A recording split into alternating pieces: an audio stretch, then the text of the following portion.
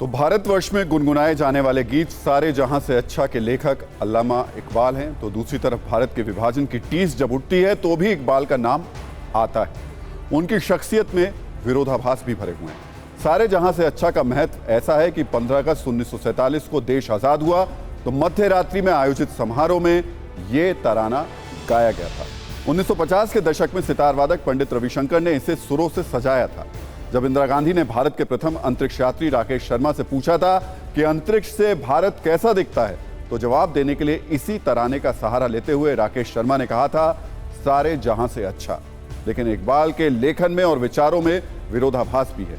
इकबाल ने 1904 में तराना-ए हिंद यानी सारे जहां से अच्छा लिखा, तो 1910 में उन्होंने तराना-ए मिल्ली भी लिखा, जिसके शब्द थे, मुस्लिम है हम, वतन है सारा जहां हमारा। बाद में वो भारत विभाजन के विचार के सूत्रधार भी बन गए। इकबाल के चाहने वालों के लिए यह बदलाव दिल तोड़ने वाला था।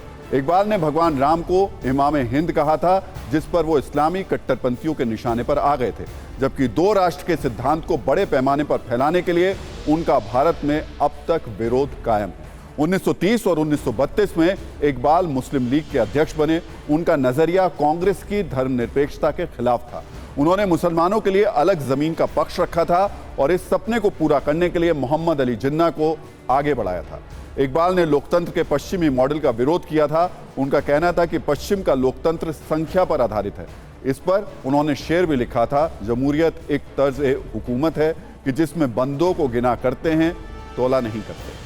1930 में इलाहाबादी यानी आज के प्रयागराज में मुस्लिम लीग के सम्मेलन में लीग के अध्यक्ष के रूप में इकबाल ने कहा था कि देश में शांति तब तक नहीं हो सकती जब तक कि मुसलमानों को अपना अलग राष्ट्र नहीं मिल जाता।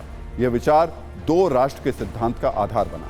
21 अप्रैल 1938 को इकबाल की मौत हुई और इसके 9 सालों बाद पाकिस्तान बना। इकबाल को उनकी नज़्मों के लिए जितना जाना जाता है, उतना ही उस विचार के लिए भी दोष दिया जाता है जिसके कारण देश का विभाजन हुआ। पाकिस्तान के राष्ट्रीय कवि मोहम्मद इकबाल के चैप्टर को हटाने के अलावा भी डीयू के सिलेबस में कई बदलाव किए गए। डीयू के नए सिलेबस में विनायक दामोदर सावरकर का पूरा पेपर जोड़ने का प्रस्ताव पास कर दिया गया है। पहले इसे 6ठे सेमेस्टर में पढ़ाया जाता था, लेकिन अब 4थे सेमेस्टर में पढ़ाया जाएगा। इसके अलावा महात्मा गांधी के पेपर को 7वें सेमेस्टर में डाल दिया गया है। पहले यह 4थे सेमेस्टर में था। डीयू एकेडमिक काउंसिल ने 2 नए केंद्र स्थापित करने का प्रस्ताव भी पारित किया है। एक विभाजन अध्याय से संबंधित है और दूसरा जनजातीय अध्ययन से संबंधित है।